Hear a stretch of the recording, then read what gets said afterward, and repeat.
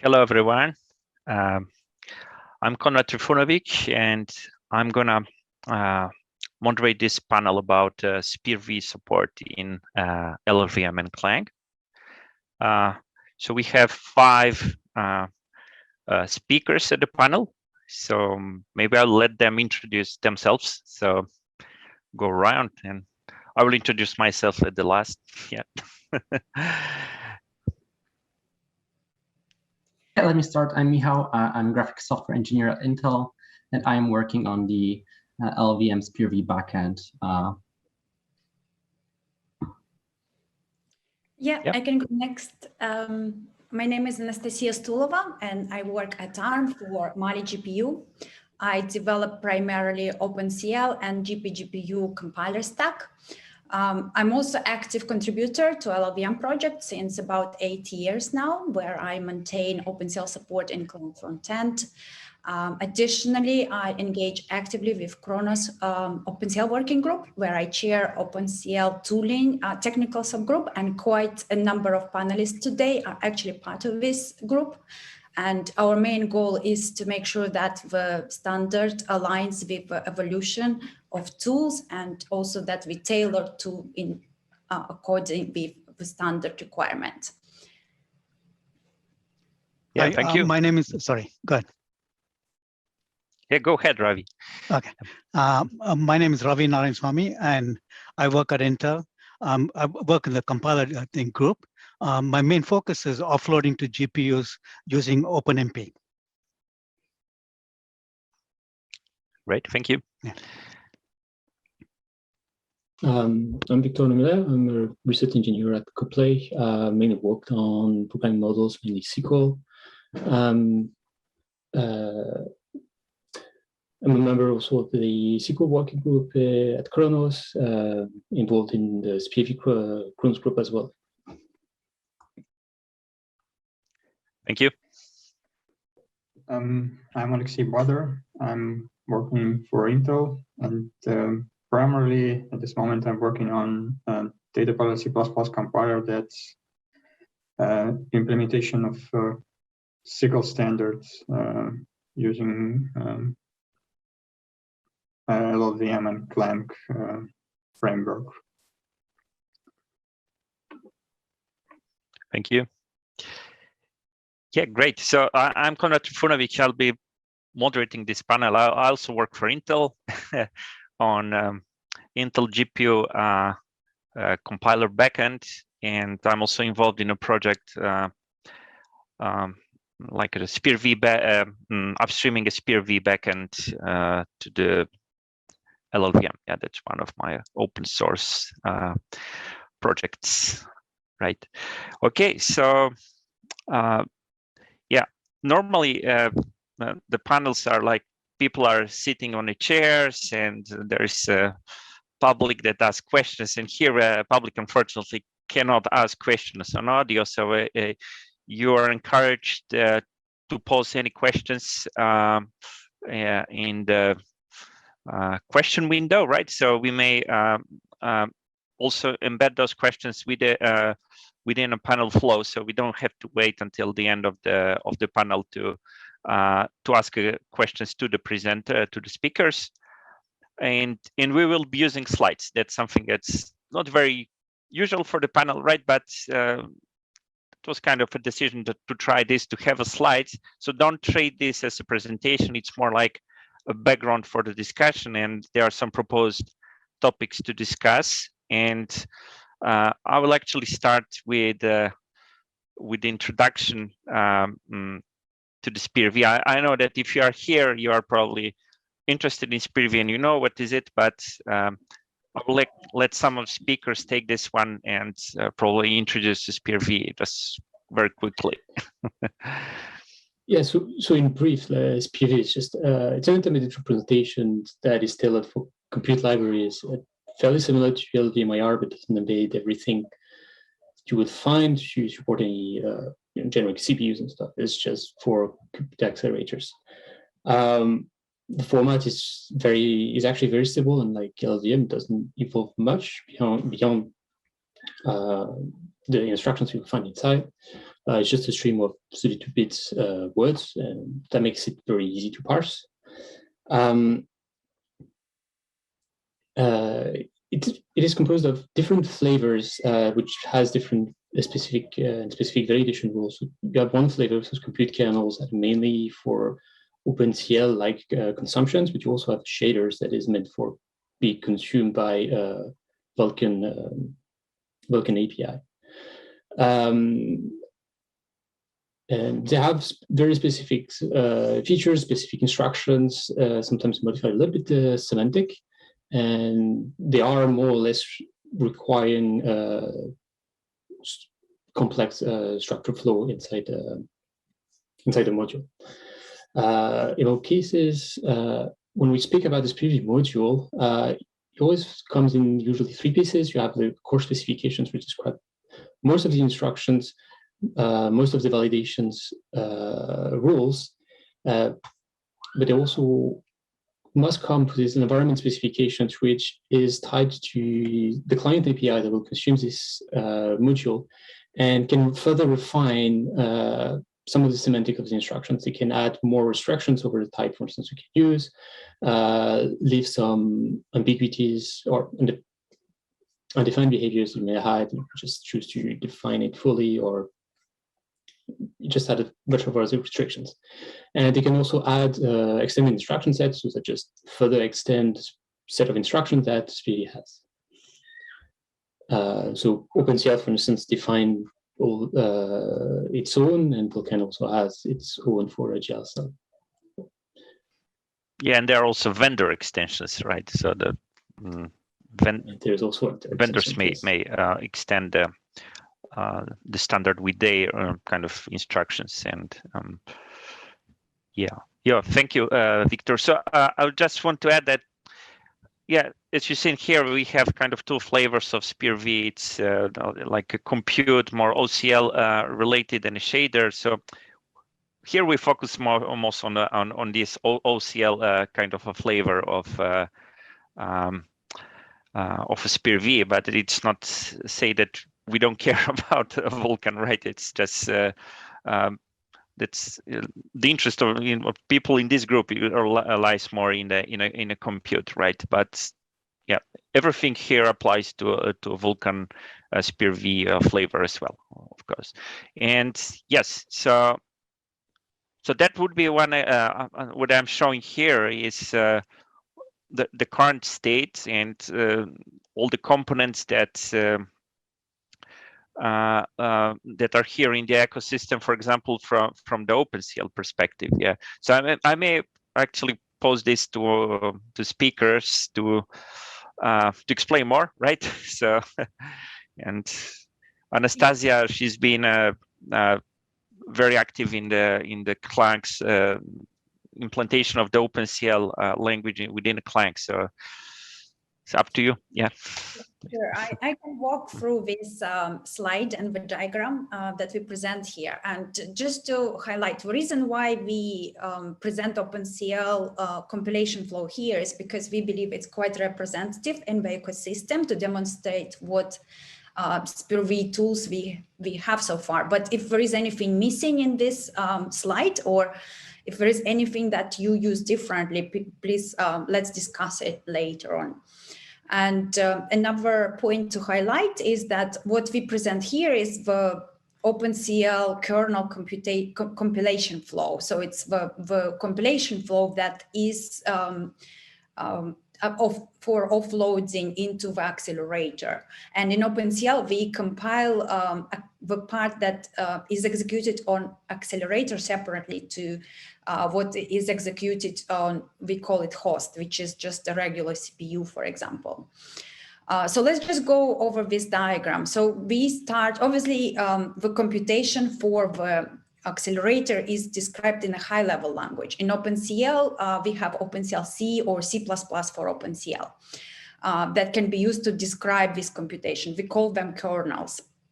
Clang supports both of these dialects, and it can parse them and emit intermediate representation LLVM bitcode from this. And here is an example of Clang invocation, how it can be used to cross-compile into this bitcode. We use SPIR target for that purposes. Once you have a bitcode, what you can do is that you can load it with another tool called LLVM SPIR-V. That's not part of LLVM project, by the way. It's tool that is located in a different repository, SPIR-V LLVM translator. And that tool can be used to produce AND SPIR-V binary. What I mean by AND SPIR-V binary here is that it can be loaded in OpenCL driver straight away. However, it's not the only flow or not the only tools that are common in the ecosystem. For example, developers might also use a SPIR-V link. It's similar to LLVM link. It allows to link two translation units that were compiled into SPIR-V. And here is an example of command line, how two modules can be linked. And that's quite common use case. For example, if developers want to leverage third-party library, or maybe they need to use library that they developed previously. Another interesting tool is SPIR-V opt. It's just the same as LLVM opt. It will optimize the SPIR-V binary. And we also have SPIR-V val that will validate the SPIR-V binary, validate the correctness. All of these tools are part of yet another repository, SPIR-V tools. And just to conclude, something important to highlight here, that while we do have a number of really good tools in the ecosystem to target SPIR-V, they only address a particular phase of compilation. We don't have any tool that holistically addresses full compilation from high-level language into SPIR-V, or even that provide unified interface between different tools. Right, so that's the quick summary. Yeah, thank you. And yeah, so this shows how this, it's fragmented, and it's not a kind of ideal state that we have a different projects around, some of them within LLVM, some of them outside. Yeah, so by the way, I got one question from the audience. So let me just start before I start with my questions. And the question says, okay, most of the panelists are from Intel, and Codeplay is also working with Intel. So why do you think that other hardware vendors are not involved? Do you expect this to change in the future, right? So yeah, certainly there is a overrepresentation of the Intel panelists here, and the folks that gather here in this panel is actually, we usually meet at the Kronos working group, where actually SPIR-V or SPIR-V tools are discussed. So it's not saying that there are the hardware vendors, and of course, right? So it's just that the most active members are present here, right? So that's it's not saying that it's that the other hardware vendors are kind of excluded from the discussion. Yeah, that's. So Konrad, can I add? Yeah. That's one of the reasons why we have this panel, so that we can encourage more hardware vendors to educate them and to get onto the same boat. Yeah, so you are all welcome, right? Yeah. And the idea of SPIR-V is that it is it's portable, and it has a hard vendor extension. So it's not on one side it's portable. On the other hand, you can extend this with instructions that are specific to your hardware, right? So that doesn't preclude having some special instruction sets or optimizations for specific targets, right? And I also think this question is very valid because it's also one of the reasons why we have this whole presentation right now. SPIR-V is very scattered as technology, and we do not, as Anastasia said, we do not have a single holistic compiler that will actually encapsulate all of those tools. And it's one of the things we want to actually do with this presentation or this panel to kind of improve the state of SPIR-V and come out to the LLVM community integrate SPIR-V into LLVM, hoping that more vendors would jump into this technology in the future. So let's move then to the motivation, and that's actually just the motivation that maybe that's the current state is actually discouraging some parties actually to go through this path, right? So I will let us. So what is the motivation for having a SPIR-V in the LLVM in the first place, right? Yeah, so that's a question for panelists, right? Yeah, maybe I can start. So first of all, it's something that we kind of OpenCL tooling community. It's something that we targeted and we kind of have intent to happen for a very long time. And for example, this kind of Clang line here that illustrates the interface that we envisioned several years ago. That's a proposal that we sent in 2018, I think, to the community.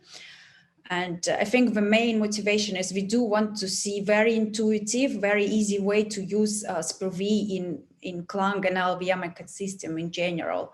And we do want that kind of support to be addressed and propagated through all the compiler stack. Not right now, it's actually not anywhere in LLVM.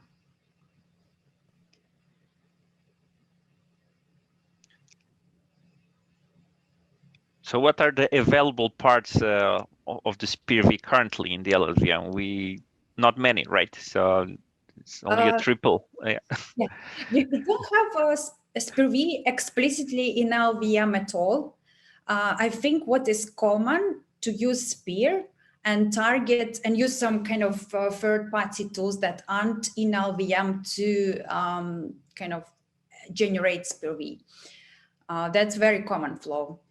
And earlier made example of SPIR-V LLVM tool. We also have CLSPV that produces SPIR-V, a different format of SPIR-V. So yeah, it's quite common that SPIR is used, but I think towards final solution and adopting SPIR-V in the LLVM ecosystem, we would like to see SPIR-V triple and target. We would like to incrementally improve architecture and tailor it better towards supporting SPIR-V as a first class. Yeah, we do actually have a SPIR-V dialect and MLAR currently, but as Anastasia said, we do not have yet a SPIR-V triple as just a triple in the LLVM's codegen pipeline or any direct way to generate OpenCL flavor, OpenCL compute flavor of SPIR-V from Clang. Yeah, so the Clang is using kind of external tools to translate from LLVM to SPIR-V and to serialize this into the binary. Yeah, but do we see some other motivations, right? It's yeah, one of those would be a presence of the SPIR-V in a whole toolchain, right? So that also the optimizer can understand that we are operating on a SPIR-V, right? And it may also understand the GPU semantics, right? There's no such a construct in the LLVM currently.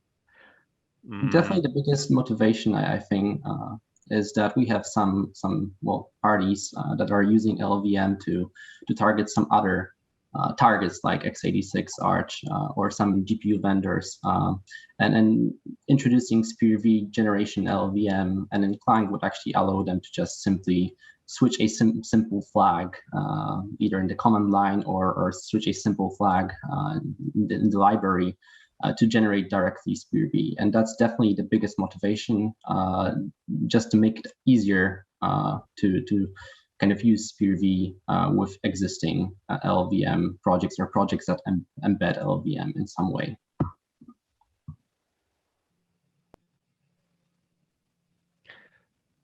Yeah, okay. We have two more questions now. So from the audience. So this one is from Leonidas. Are you planning to support only the portable subset of SPIR-V or also vendor extensions in the LLVM mainline? Yeah, very good question, actually. Yeah, depends who we ask, right? So what do you think? Yeah. So on behalf of the SPIR-V backend, we are currently going on with the portable SPIR-V, but our goal is to actually have the infrastructure to support also the vendor extensions. That's something we would like to have in the trunk. It's definitely possible. It's one of the goals. And just to highlight, for at least for OpenCL support and Clang, we do have vendor extensions, and they are quite popular. So I think it would be good to mirror functionality in SPIR-V. Yes, there's also like a bunch of vendors extensions are actually representing quite important features that you would like to see, not only in specific, just for one category of hardware, but more generally. And they can also rectify a bit of some weakness of SPIR-V. I can think of one introduced actually by Intel, which was just to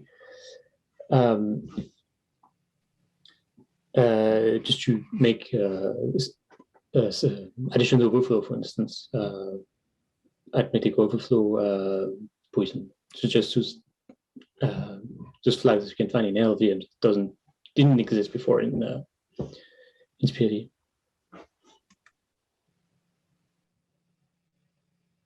Yeah, so SPIR-V gives this flexibility to have vendor extensions, but it's I would say that would be in the interest of the vendors to implement those extensions within a LLVM upstream, right? So that's yeah, and maybe this the generality of the SPIR-V is maybe something that's deterring some vendors into using SPIR-V. They want to have their own proprietary intermediate representation for GPUs, for example, right?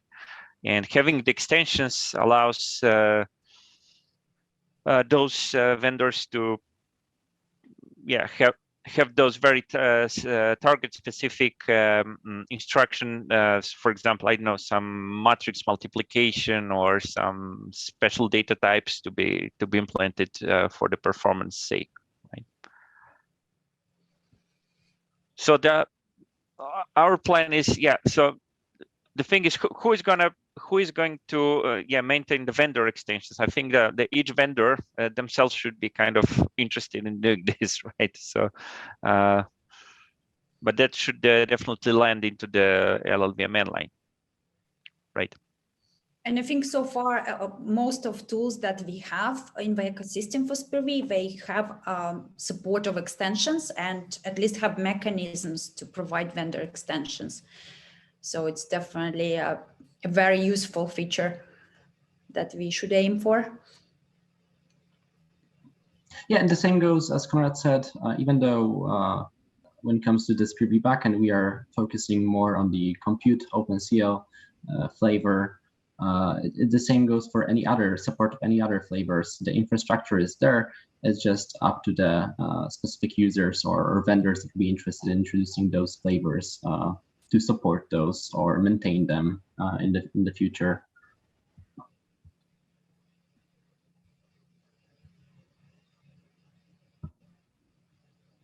Yeah. Okay. We have one more question from the public. So SPIR-V is meant to be stable while LLVM IR is constantly evolving and becoming more expressive. What's your strategy for allowing SPIR-V to adapt to new LLVM semantics without breaking existing tools? Yeah, that's from Andy Kaler. Yeah. So SPIR-V is stable. The format is mainly stable. It does evolve. I mean, we are already with version 1.6 of SPIR-V.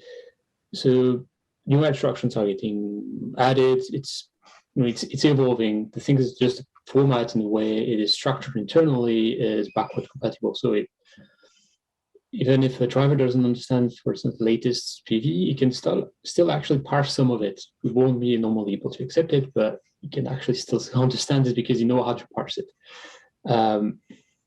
Another part, which is how SPIR-V is adapting itself and without breaking any tools.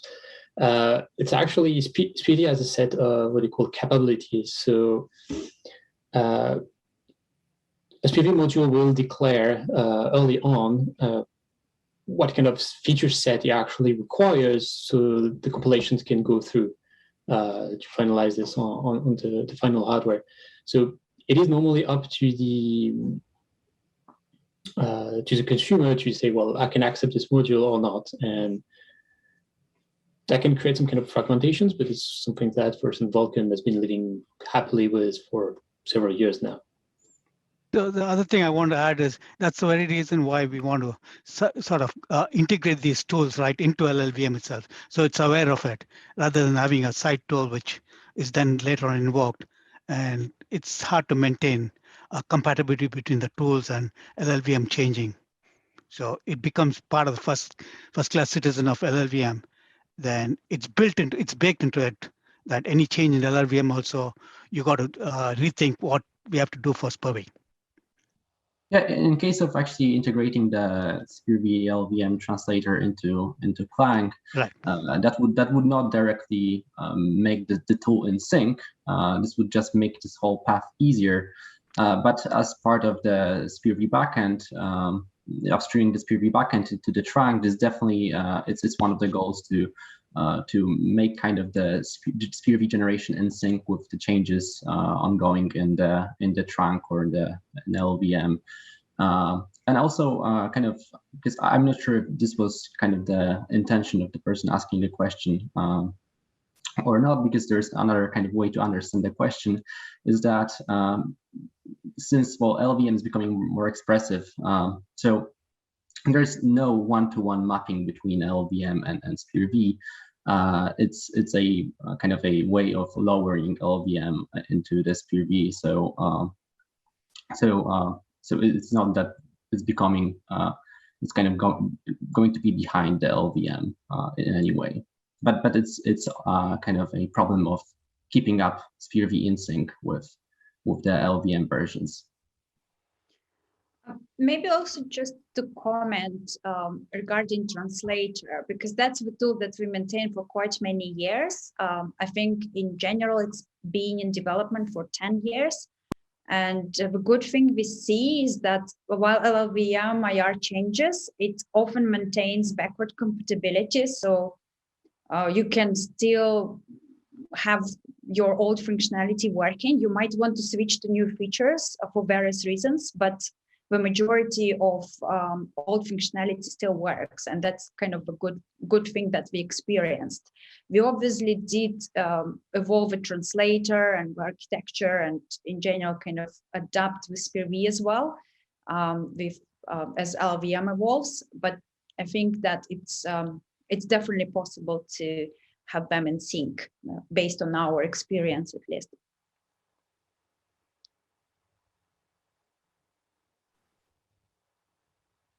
Yeah. So I guess this answers this question. Yeah, the questions are they keep coming, but let me try to give one question from my side. So what issues we see right now with respect to having a SPIR-V in LLVM, or actually what issues we see without having a SPIR-V in the LLVM, right? Yeah, so probably that refers to one of the slides that Anastasia was showing, that we have those tools that are outside and inside, and not really, there's no real one maintainer that says, okay, I can file a bug to you and say, or the fault is in the translator or it is in the LLVM and so on. Yeah, but here are some like points to discuss, right? So what are your pain points that you would like to solve, right, with having SPIR-V in the LLVM, or SPIR-V support in the LLVM? Yeah, I think like maybe just to speak first of all for the biggest problem we have, and I definitely experienced that developers of application and developers of applications, they often get confused. If they do want to use open source tools, they get very confused about what they need to do and where would they need to take tools. And if they do have problem with tools, they don't necessarily understand where to ask questions. And that's kind of one of the biggest and primary problem that we see. And the second is obviously about maintaining and extending the tooling flow, because you get separate tools, they all get features added. And one of the biggest problem for us, and where we spend quite a lot of time, is making sure that we synchronize this feature, that we keep everything in sync. And another problem is that something that we would like to address for a long time is to improve LLVM towards kind of SPIR-V style of execution and memory model. And in general, kind of CMT style of execution for that is suitable to GPUs, but also other accelerators. And it's not something that LLVM has improved a lot in the year's time. And we believe that partially it's because there is no single group of people to target that problem, that we have various kind of either separate developers or group of developers solving this problem in isolation. And if we do have a common target, you could help us to collaborate and work together. Yeah, basically, if you don't have a target, then people don't see the problem, right? So, yeah. Often demonstrate where the bug is, or hard to even file bug, because we don't have a target to submit the test case. Okay. Okay, I will move. I also would like another problem. Yeah. Potential, or maybe it's been mentioned on the next slide.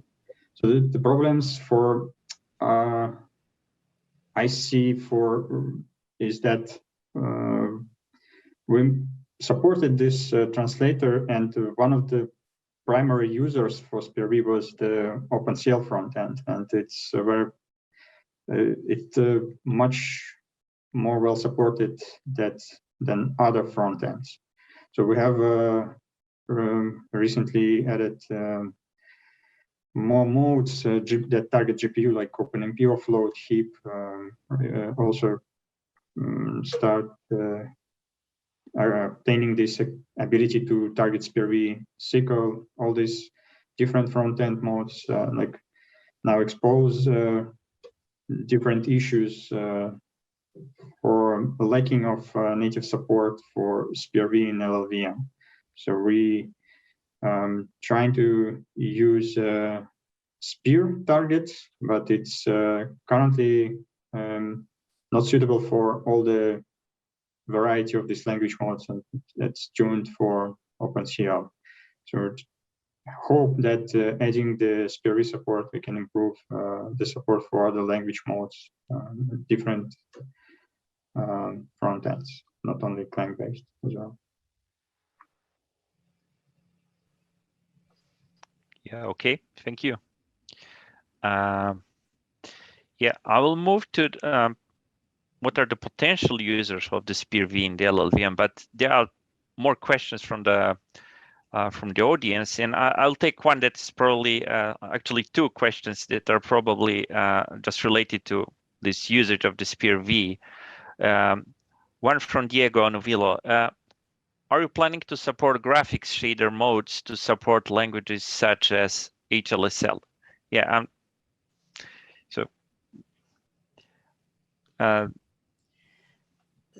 yeah, maybe I can comment. I think that we have HLSL front-end developed by Microsoft, and that directly emits SPIR-V. We made some kind of exploration within Kronos some time ago about unifying with this graphic flavor of SPIR-V and tooling in general for graphics and OpenCL kind of compute. And we discovered that a lot of graphics front ends do generate SPIR-V natively. SPIR-V there is a kind of a native and primary intermediate format. So maybe short answer to this question, there isn't kind of a big need for it. However, if it ends up in the ecosystem, there might be more traction around it.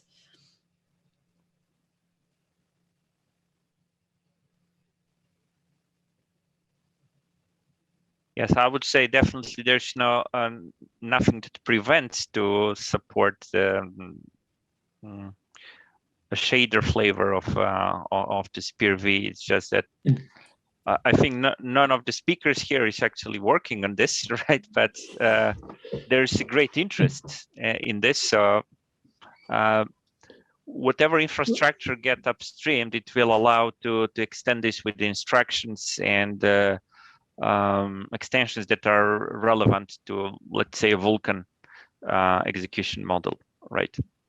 So the problem is only to find the party interested enough in maintaining such path and the code gen. Or I think if there was more interest from Mesa, for example, right, to use LLVM as for the graphics compilation pipeline, then that would get the more priority, right? I would say this, yeah. Okay, yeah, so when we are at the usage, there's one more question from Leonidas. Is there any SYCL or DPC++ open source implementation currently in LLVM? And if yes, the idea is to leverage this new backend, right? Yeah, I think it's, yeah, the question for Alexey, yeah. Right, so there is an open source implementation of Data C++. It's hosted on GitHub under Intel organization. There is a project called LLVM. So we are open sourced it a few years ago and started upstreaming the changes that more or less stable to LLVM project itself. So we use this Intel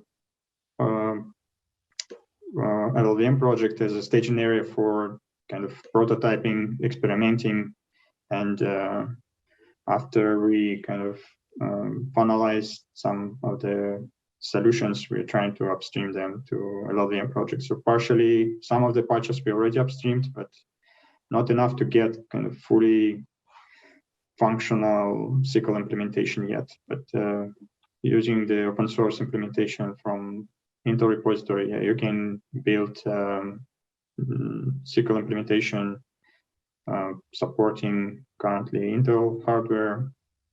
I think there is also support for NVIDIA and AMD GPUs as well.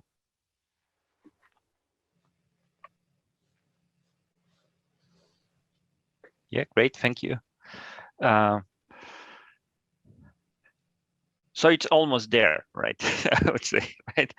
Yeah, I mean, it is open source, but yeah, it's not upstream, right? But yeah, there are a lot of work related to upstream. Yeah, we need to do a lot of code cleanup and work like with the community to unify some code, because there are a lot of common problems we solve that other programming model like OpenMP, offload, CUDA, HIP, they all kind of have very similar problems. And when we upstream, we need to kind of make sure that the infrastructure we are building in the community kind of serves all this, can be reused and shared among all these programming models. Yep. Thank you. And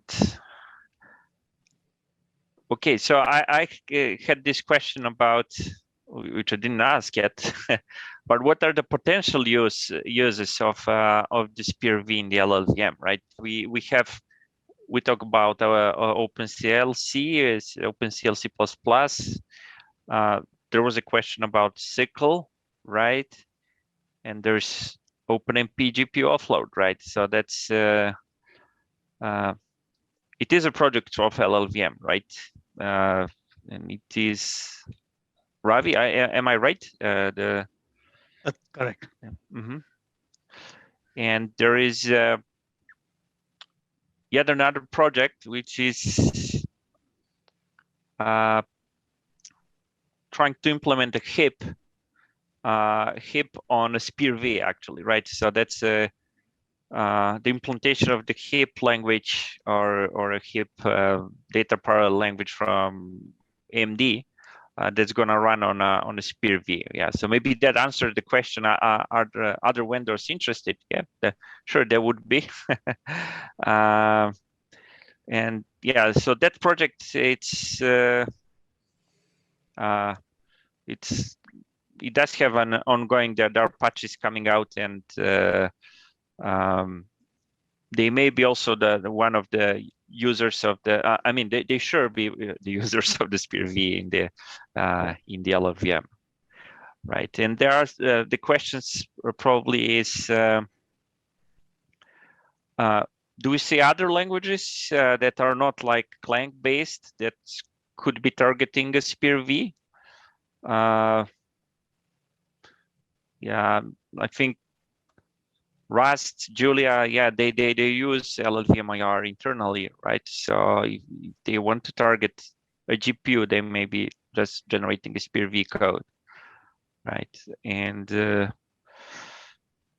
yeah, for the new languages, there is this SPIR-V dialect in the MLIR. So whoever wants to start designing a new language that's gonna create MLIR directly, they may be using a SPIR-V dialect.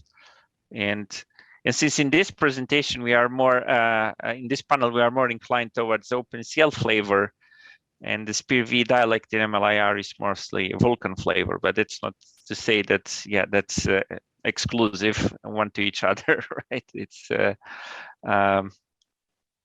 rather that we would like actually also to generate the Vulkan flavor, and I think a SPIR-V dialect should be in the MLIR should be able to also model the OpenCL flavor of the SPIR-V. Actually, I answered all the questions myself, but if you want to add something, yeah.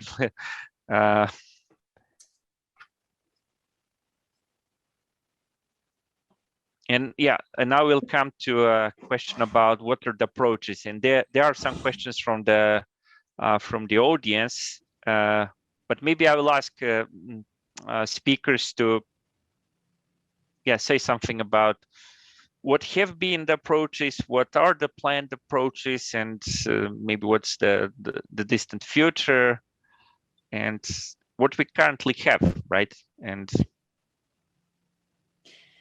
yeah, maybe I can start off and we can continue from there.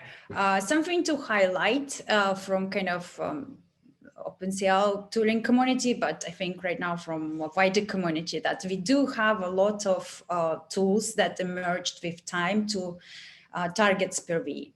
And it's something that we want to acknowledge. They are good tools and they have been used in production for quite a long time. And so the kind of a preference right now would be to leverage these tools as much as we can.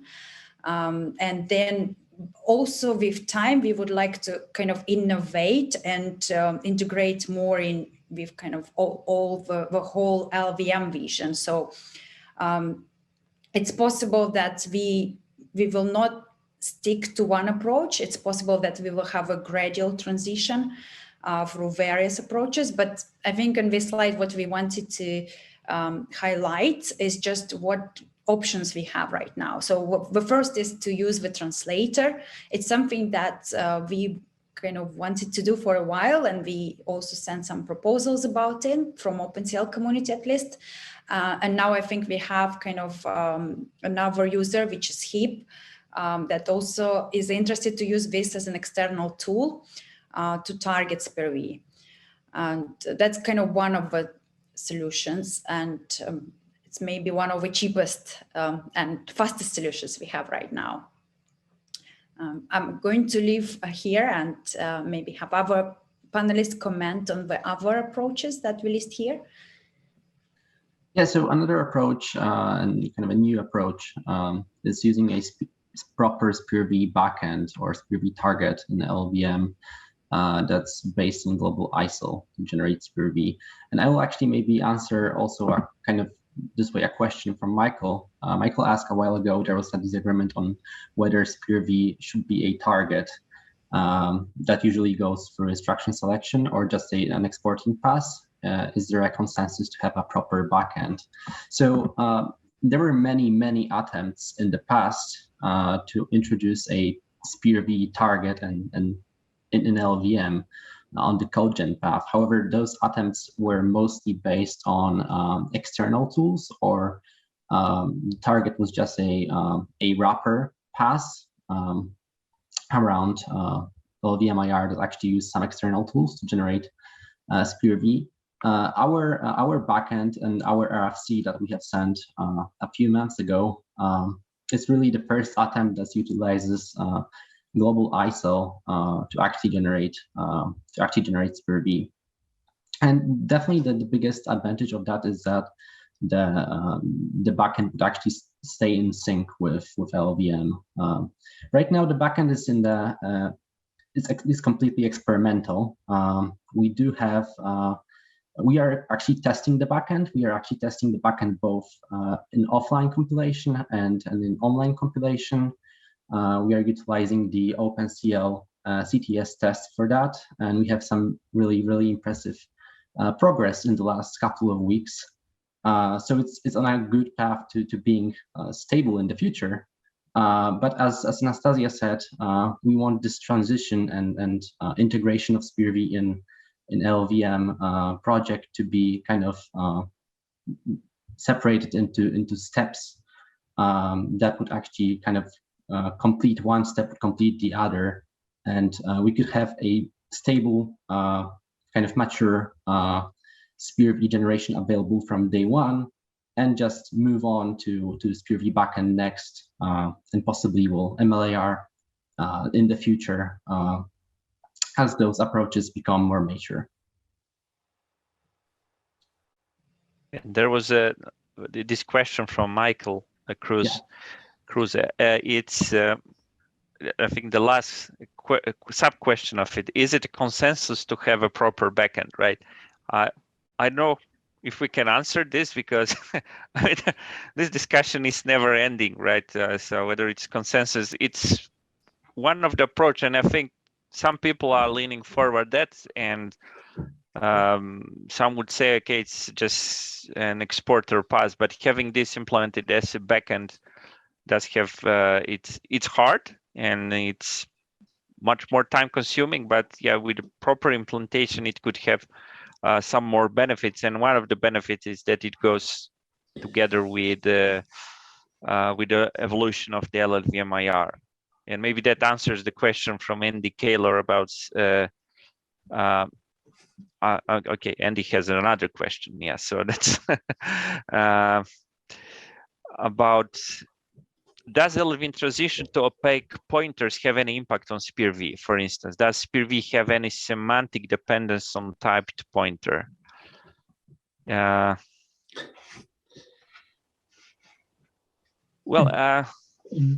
yeah, I'll leave this to speakers. I don't know. Yeah. But as far as I know, the discussion of having opaque types in the SPIR-V just started, right? And I think it's not yet well defined, right? So we are still tied to typed pointers. Is it correct? Type pointers is a norm. Type pointers is a norm. Discussions about moving to and type pointer has been brought up.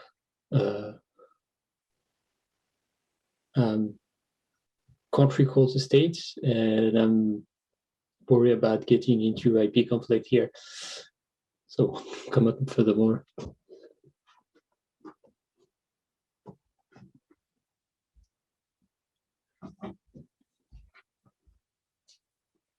Okay.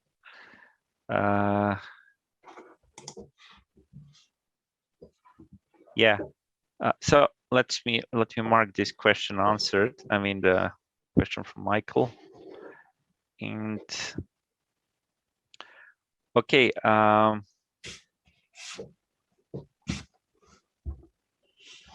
There's one more question, and I think this goes to Michal as well. Long term, would it make sense to have a generic LLVM backend path that goes to MLIR and lower SPIR-V or other IRs from there? Or would that break the LLVM project layering organization? Yeah, so maybe please switch the slide to the kind of the roadmap. Konrad, could you please? Yeah. We are at the roadmap. Yeah. Yes, thank you. Yeah, it's now see it. This is kind of our goal to actually, because we understand that many new projects that would actually be using LLVM would utilize MLIR to generate SPIR-V, and there was a pretty long discussion when we sent the RFC about what we actually plan to do with the backend, since many of the new projects would, I guess, use MLIR.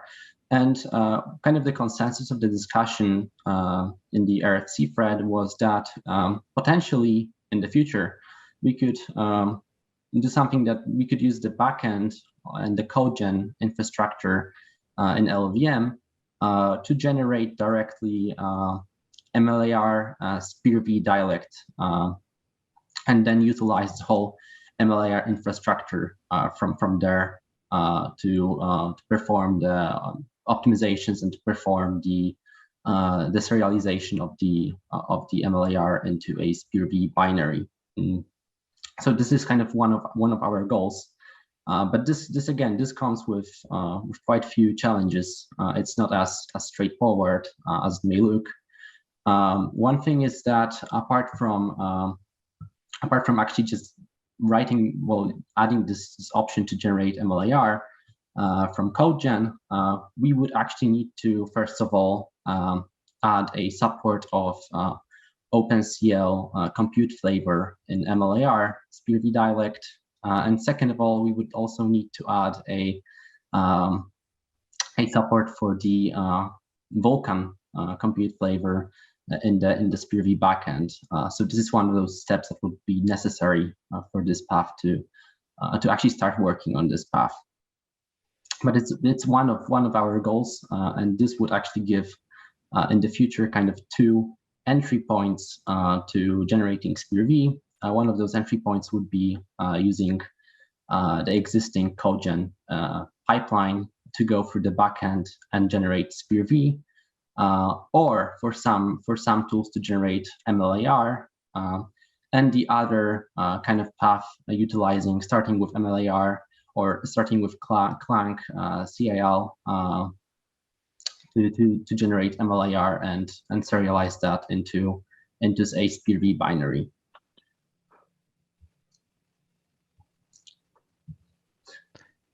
Okay, so coming back to the roadmap. Yeah. And what's the question of this slide, right? We have what are kind of feasible steps that we could propose one by one, considering the tools that we already have and the tools that we don't have, and so that would be quite, yeah. That's a question to you. It's because Michal was talking about more like if just on a SPIR-V backend aspect, right? But what if we start with what we have right now, right? So we have a SPIR-V translator, and I think that's a question to you, Anastasia, right? Yeah. Would it be feasible to use, the current SPIR-V translator and somehow integrate this in a better way with the Clang? Yeah, sure. It's something that we discussed from different communities right now, from kind of language developer communities. We see the need to have SPIR-V support as quickly as possible, simply because it was something that was that community wished for a long time and hasn't happened yet. So we spoke also with HIP community and OpenCL and SYCL community. I think that we all acknowledge that using translator will give us a big benefit. It's mainly addressing the first problem that we discussed earlier, kind of helping application developers, but it will also remove us pains of synchronizing the tool and finding, kind of establishing the processes to synchronize tools. It's also quite a low effort work. So we have some prototype patches mainly developed by HIP on Aurora community, and they are pretty much in good shape. So it's something that we could contribute quite quickly.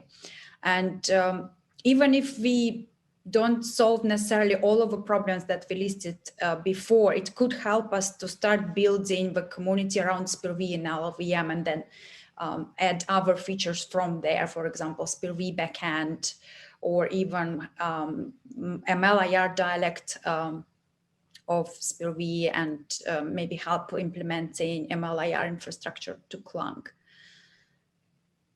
So yeah, I think for the current situation we have, our best roadmap is to incrementally improve, but move as quickly as possible.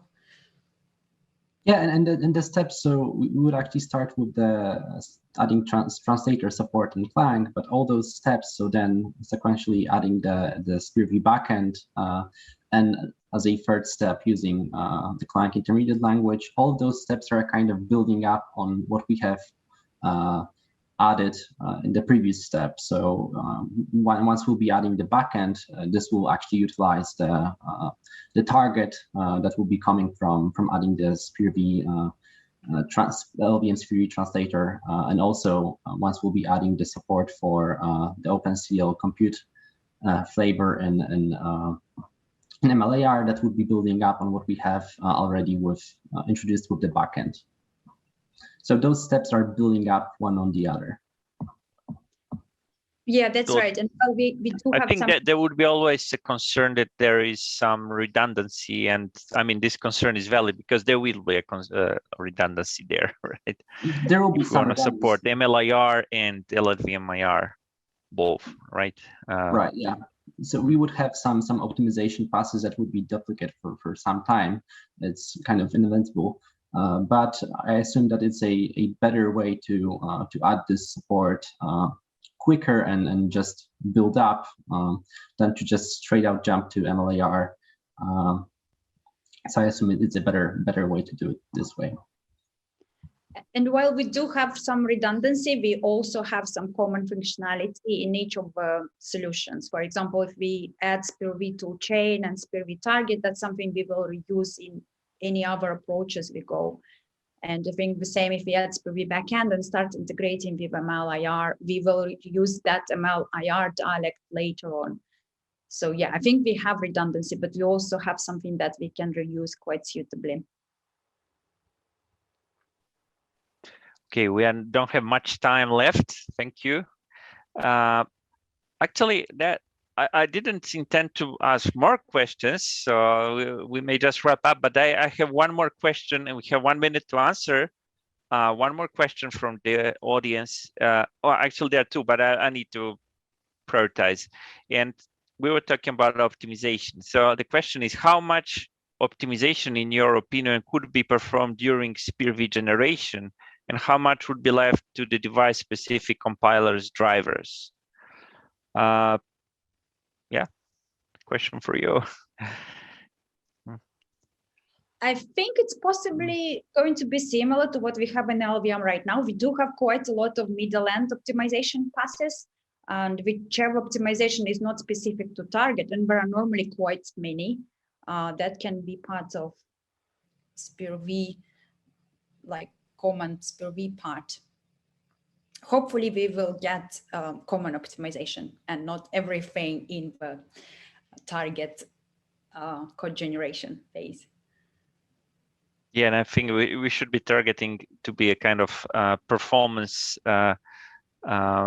portable as well, right? So not target to a device. Okay, I think we are done. We have like 10 seconds. So thank you very much for the discussion, and see you in the next sessions, right? Thank you.